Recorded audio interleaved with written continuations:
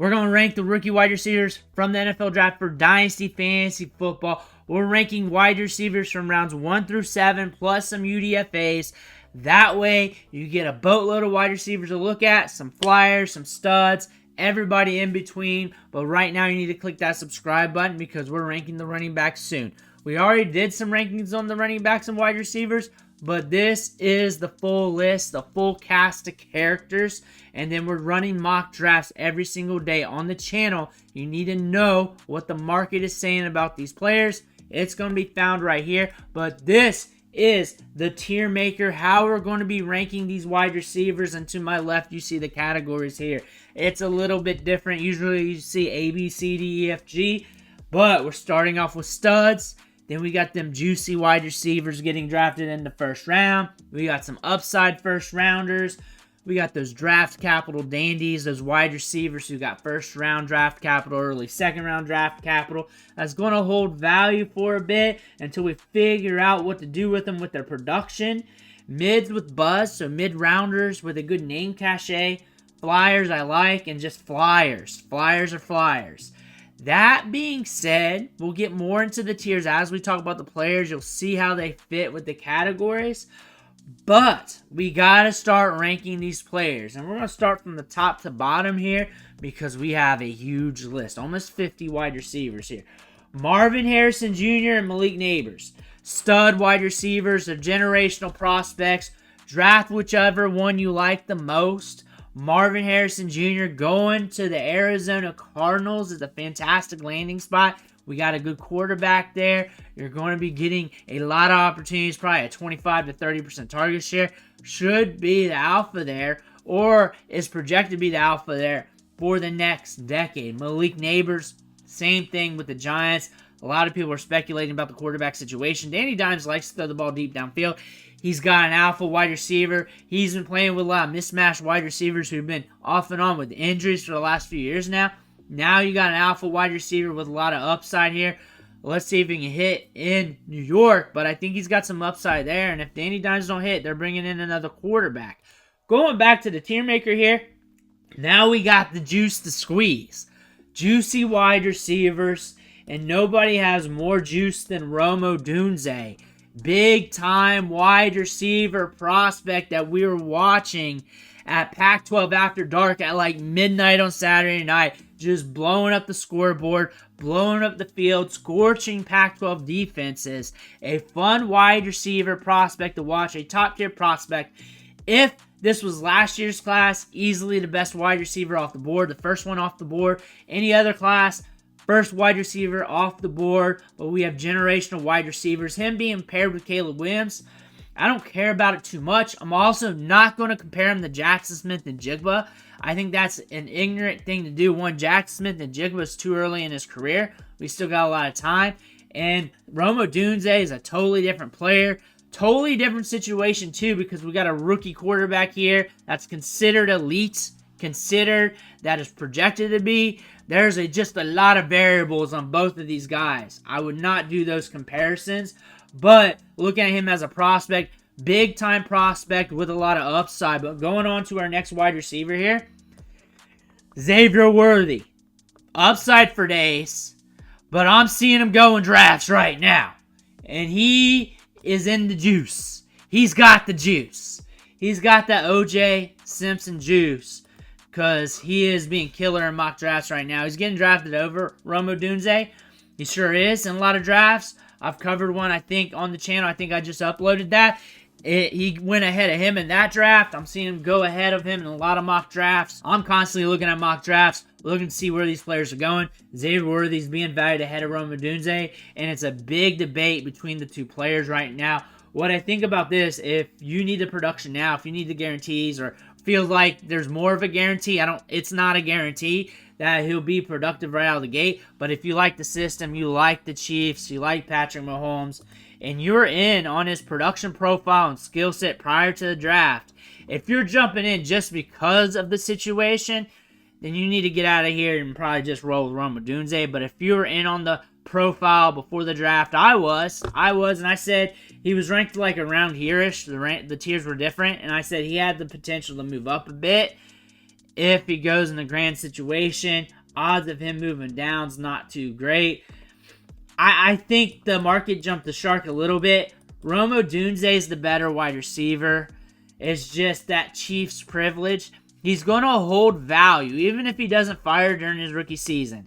He's going to hold value to where you can flip him pretty easily, because Sky Moore definitely held value longer than he should have, and we're seeing that with the Chiefs. Sky Moore's still getting drafted in deep startup drafts. He still is. He's still getting an opportunity, even though the Chiefs drafted a wide receiver. They're both in the juicy tier. Pick your poison. That's why tiers are there. But we are moving on. Come on down. Brian Thomas Jr. I don't hear many people talking about Brian Thomas, but man, he got paired with Trevor Lawrence. Going back, looking at his stats, top 5 in deep ball attempts, which are attempts that went for 20-plus yards. Trevor Lawrence was there. He wants to throw the deep ball. He's also accurate with those deep ball attempts. Brian Thomas Jr. fits well with that. Has a good 8-eye. He's got 4.3 speed. Gets down the field. Good ball skills. His release package is electric. Quick off the release. Has a lot of upside. And we're with a money quarterback that can really push his production. Pure upside. But you have to remember the production profile is a little volatile. We were productive during that final year, but we were not productive throughout his entire career, which kind of tells me that he could hit on the top end, but the down end is really there as well. Very volatile, but the upside's so grand. The quarterback situation's so grand that you have to take a look at that back half of the first round. Another wide receiver who really jumped up the board for me, and I was waiting for him, because if he would have went to someone, like say if he even went to Dallas, Keon Coleman, if he went to Dallas, I would have sent him to hell. Because of the separation issues, the way he plays the game isn't really how the NFL plays the game in this era, but he went to a quarterback in Josh Allen that plays Keon Coleman's game. Both these players needed each other. Josh Allen needed Keon Coleman. Keon Coleman needed Josh Allen. A lot of upside in this offense. We got a pathway to routes and targets and opportunity. A good route participation rate should be happening over these next 2 years. Should be good for fantasy. Got a good opportunity here. One of the better offenses in the league. One of the most potent offenses in the NFL. That being said, back end of the first round is where he should go, and he's fighting with those running back prospects in the back half of the first round. Next, we are looking at some wide receivers, and Ricky Pearsall's coming off the board. You know where he's going to go. He's a draft capital dandy. He was one of my guys going into the draft, but I didn't like him as much as the Niners did. I did not think of him as a first-round prospect. But really, everything's according to price, and everybody hated the pick. He's going to be a cheap get for a first-round wide receiver. You really got to watch the tea leaves there. If you catch him in the middle of the second round, that's great. I'm also seeing him go early second round, which is a little bit rich for my blood, considering the running backs that are still on the board when he's being selected. That being said, we're watching Brandon Ayuk, we're watching Deebo Samuel. But when you're ranking him, he is a draft capital dandy. He got drafted in the first round. He's got a little name cachet. There is a market for him because there's a lot of people that loved Ricky Pearsall going into the draft. During draft season, he could really bounce up there in value if he starts flashing some production. So if you drafted him in the second round, you're not all in on him, and he starts flashing and you can get a first for him, that's something to look at. He does have that name cachet. Next, a similar prospect in courts of draft capital, Xavier Legette. Xavier Legette's one of those players that's boom or bust. You're not going to catch anything in the middle. I don't see him just hanging around the league, just being a wide receiver 30. And I've said that multiple times. I see him either going to the moon or just forgotten about. I don't see anything in the middle. And what I see here is that production profile, him being an older wide receiver prospect. I get there's a story behind it, but every wide receiver who's an older wide receiver who flashes at the back nine of their career has a story, whether it's injuries, a situation, switching teams. It's always there. There's always a story there, but the odds is always against it anyways. The odds always win on that. That being said, you look at his size-adjusted athleticism, the draft capital. The draft capital says he's going to get opportunities. the size-adjusted athleticism says, hey, this guy could pop, because there's no wide receivers outside like a couple more that has his size and runs in the 4.3s. And he can run routes better than advertised. We saw it at the Senior Bowl to some degree. He just wasn't really asked to do that at South Carolina. That being said, when we look at Xavier Legette, he's a massive wild card because the upside's so grand. And it's due to the size-adjusted athleticism and the draft capital. He's going to get opportunities. He's got the athleticism to pop. But that production profile means the odds could be way down here for him. Way down there. And the thing is, when you have a player that's like that, the odds of them hitting the middle isn't really that likely. It isn't really that likely. A lot of people focus on the bottom. That's what I'm catching from the market. They're focusing on the bottom. They're letting them slide a bit for a first-round wide receiver. Pick your spots with them if you like them. Make sure middle of the second round, make sure those running backs are off the board. Don't be drafting them over round 3 or round 2 running backs.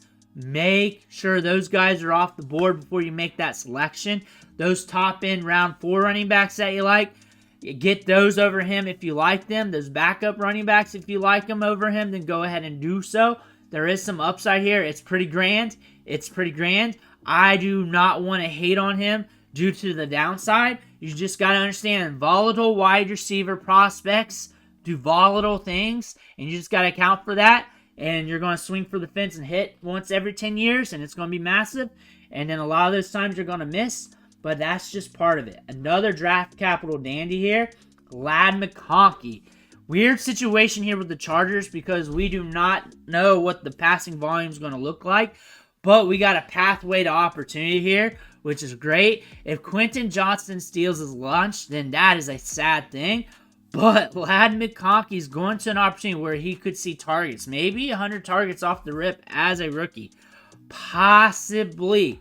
But also, this could be a slower-paced offense to make him volatile. It might be slow enough to where he's getting enough targets to be fantasy relevant, but slow enough to make him a volatile option on top of that. Something to pay attention to. Again, he's going in that place of the draft where there's running backs on the board that you want to play with and see what you want to do with. But we're going to move on to our next wide receiver. Coming off the board is Jalen Polk here. He got good draft capital, drafted 37 overall to the New England Patriots. A lot of upside there because he can get downfield, make plays happen, good ball skills. The thing about him, drafted 37 overall, I like that. But going to the Patriots, we're rebuilding, we're retooling, we got a rookie quarterback in there. I look at him as a mid-rounder with a lot of buzz, a guy with a name, but he could flash because he's got the skill set to do that. If Drake May transitions quickly to the NFL game, then some of these wide receivers are going to hit. He's got some name cachet there. He's got draft capital to him. He's going to get opportunities. A guy to pay attention to.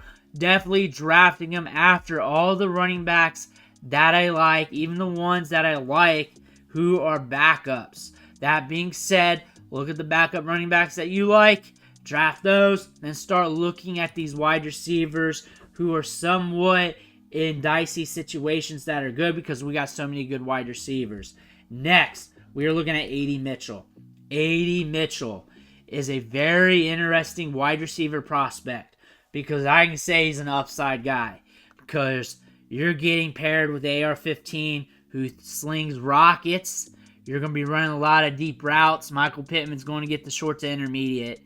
He's going to get all the deep routes. He's got a good A-dot. He's going to command a good A-dot. He's got a quarterback that can throw a good A-dot, which says to me he's going to be volatile from week to week if he's on the field running routes and seeing targets. It says upside. I can say draft capital dandy. You're getting drafted at 52 overall with a good name cachet. But he's also a mid-rounder with a lot of buzz. He fits all three of these. Very few players in this draft fits multiple tiers. I do not know which one to put him in. He makes sense for all of them. I think last time I put him here just to indicate that he could do all three of these tiers. And that's what I'm going to do today. So if you fast forward, then I hope you get burnt because you're supposed to watch the video anyways. Next, Malachi Corley to the Jets. Malachi Corley to the Jets could be a big wild card here because he's got some upside. We got Aaron Rodgers and company. This offense should be faster paced. I have him as a mid with buzz because the buzz is grand due to the production there and then also the size on him and his yak.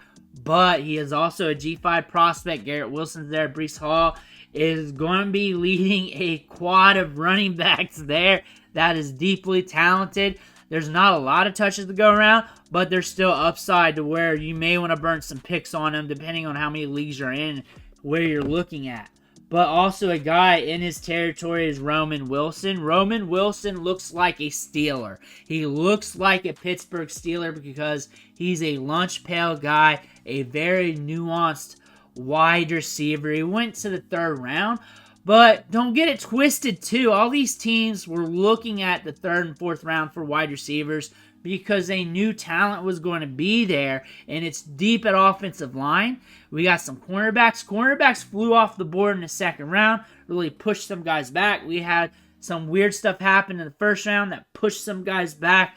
It was a deep offensive line class and a deep wide receiver class. If you strategize for the draft and you weren't really hurting at wide receiver, or if you were looking to catch value at other positions while trying to get a wide receiver, you were thinking, hey, I'm going to sit here and I'm going to let my wide receiver come to me. And with how loaded this wide receiver class is, wide receivers are going to come to you in the 3rd round. That being said, we predicted that going into the draft that wide receivers were going to splooge into deeper rounds. Roman Wilson was one of them. He fits with this offense. However, this offense might be a little slower. It might be slower paced. The passing game might be slower with attempts. Might be god-awful. Might be better than expected. That's kind of how the Steelers run their game. But I'm seeing him go in the middle of the 2nd round. And you just got to put him against the running backs there. Take the running backs you like over him instead of that gamble. Because you can catch wide receivers all over the place. And you will be for years to come, because we're seeing wide receivers come out at the high school level playing linebacker, and then they switch over to the wide receiver for a few snaps, and they're breaking off routes really good. That being said, the wide receiver spot's going to be deep for a long time.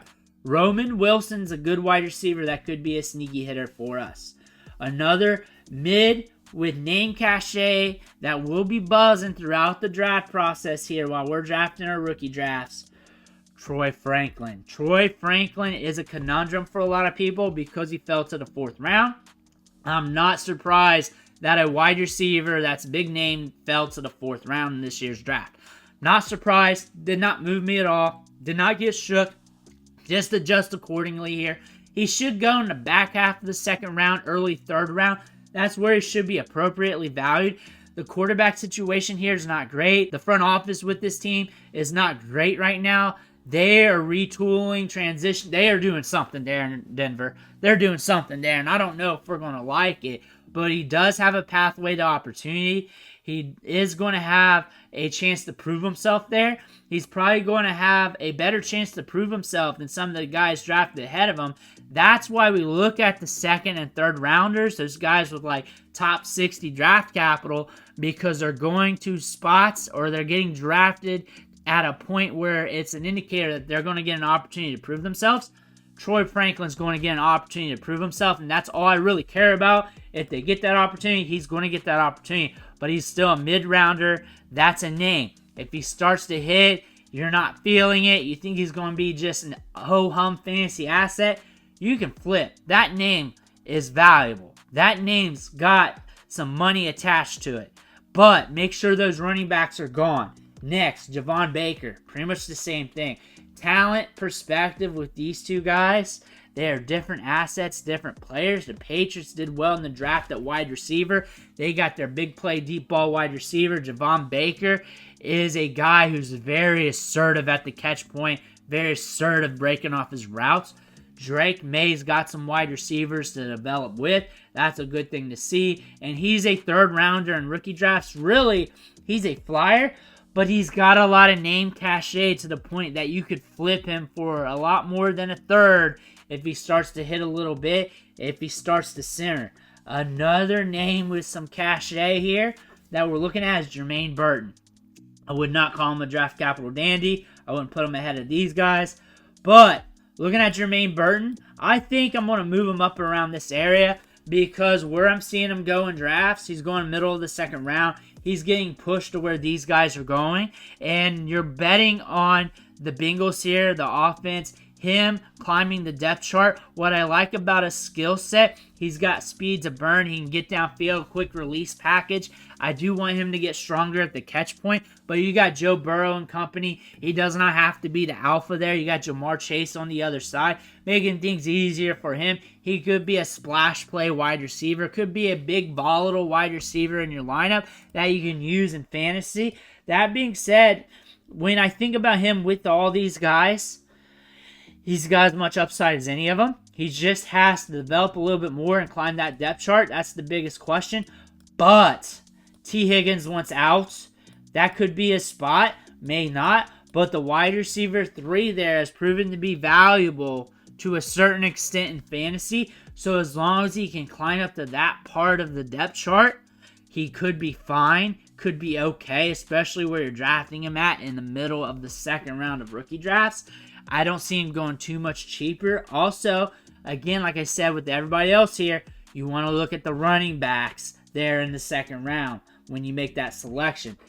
Jalen McMillan going to the Buccaneers, getting 92 overall draft capital. He's got some hosses in front of him with Mike Evans and Chris Godwin.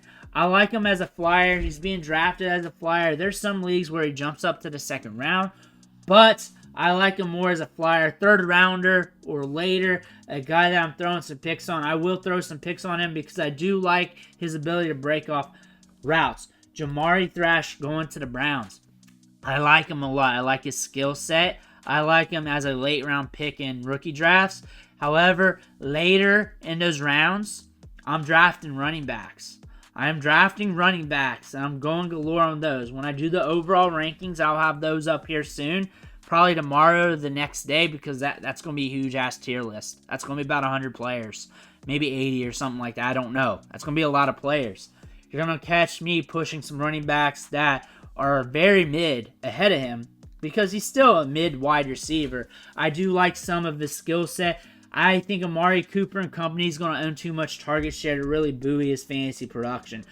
When it comes to Luke McCaffrey, drafted 100 overall, third rounder, right before Franklin. It's just he's still learning the wide receiver position. We're on Washington. I get it. Similar to Franklin here. Franklin's a better wide receiver. He's more talented. I'm out on Luke McCaffrey. And then Tez Walker. They re-signed Rashad Bateman. They also have Zay Flowers. They might use him to go down. They might use him to push it down the field a little bit, get a good ADOT, or use him as a transitional piece. However, the draft capital is not really there. The upside's not really there due to the offense unless there's massive changes. He's just a flyer to me. Jacob Cowing, I like him as a prospect. I really do. But he's also a flyer to the point where I'm taking running backs over him. Drafted 135 overall. They already took a wide receiver. We got 2 veteran wide receivers on the depth chart who's looking to command targets. If they get traded soon, sure, he's gone. However, if they get moved, I imagine they're going to move on to some other wide receivers too. I look at him as a flyer. Looking at Anthony Gold, this depth chart's too stacked at wide receiver for a guy like him. Just a flyer that I'm not drafting. Enos Smith, I think he's great for the Eagles. I think he's got some upside with that speed. But for fantasy football, just a flyer. A.J. Brown owns too much of a target share, and Devonta Smith owns too much target share. Bud Means, going to the Saints, might want to pay attention to him. Could be a sneaky guy, but he's just a flyer. Now, we're looking at Jahan Jackson here, round 5. Just a flyer you're not really thinking of. But Malik Washington going to the Dolphins. A late round draft pick in your rookie drafts. Liked him in the process. We're going to a grand situation. If you want to take a stab at a wide receiver with some upside, we got a talented wide receiver with production, with a great draft season. No matter where he went, he did well. I like him. He's a flyer I like. Johnny Wilson going to the Eagles. If he converts to tight end, we're all in. That's why you're making that flyer, and I like him a lot. However, we're looking at Washington over here going to the Falcons. I do not know what the Falcons are doing, but we got Bijan, we got Drake London. Not enough to go around for a late rounder like him to really hit. We also got Palmer over here to the Cardinals. I look for it to be very hard for a UDFA to be productive there. Marvin Harrison Jr., 25 to 30% target share. You got a tight end pushing a 20% target share, 20 to 25%. Really? Flyer. Next, Jordan Whittington going to the Rams. Probably a guy you want to pay attention to. Probably a guy, he was a guy receiving some Devy buzz a long time ago. If your draft goes 5 rounds or more, yes. If it's just a 4-rounder, no. But he is a flyer I'm paying attention to. Now it looks like we're getting some deeper picks. The Cowboys drafted a dead body here. No. Go look at the tape and you're going to scratch your head. Then we got Brendan Rice. So he falls to the 7th round. Everybody's wondering what to do with Brendan Rice. Brendan Rice was one of my guys. He's still kind of one of my guys. I'm not really going to be drafting him. I might be, but there's running backs I'm probably going to look over him. You look at that Chargers depth chart. There's a pathway to opportunity still. He's got a pathway of like maybe a 4th or 5th rounder he usually gets. So I'm still kind of into him, but the draft capital is saying, hey, odds are stacked against him, but they may get him in camp and say, hey, we probably should have scouted him a little harder. He's a flyer I like, but I might not be drafting him a lot. I got a round 7 guy with Valet here with the Broncos. He's a guy to watch. They got some good size to him. We got a pathway to opportunity there.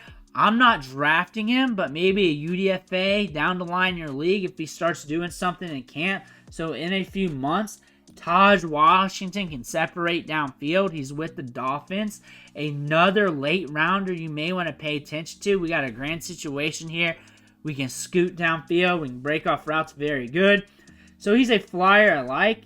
I think Whittington with the Flyers, I'm going to push him back there. I don't like him as much as some of these other guys. I like Brendan Rice quite a bit. That being said, we'll move on to our next guy here.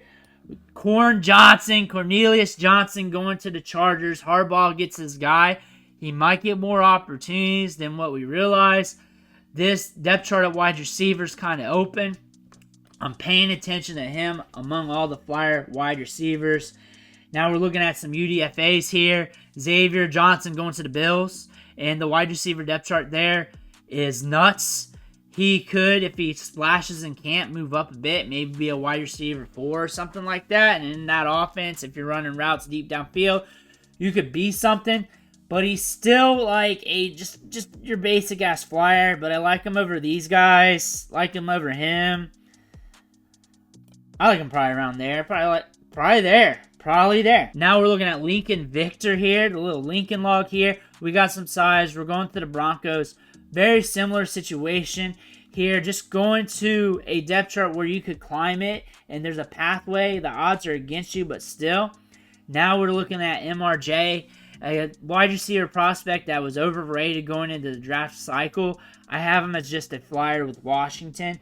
Josh Cephas. I like his athleticism. Could be a sneaky get if you're in a deep league or if you're looking for UDFAs after your draft. Might be a guy to pay attention to considering Jacksonville's good at the quarterback position. This thing is broken.